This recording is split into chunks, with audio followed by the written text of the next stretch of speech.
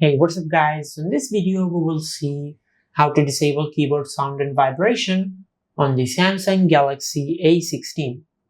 Now for an example, if you want to disable the keyboard sounds and vibrations, just go to the settings app. Now from here, scroll down and tap on sounds and vibrations. Now from here, just tap on system sound and disable Samsung keyboard.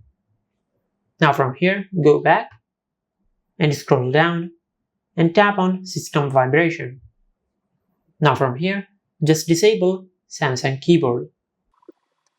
Now from here, as you can see, this is how you can disable keyboard sounds and vibrations on the Samsung Galaxy A16. If you found this video helpful, please like the video and subscribe to our channel and hit the bell icon to get notified when we upload a new video.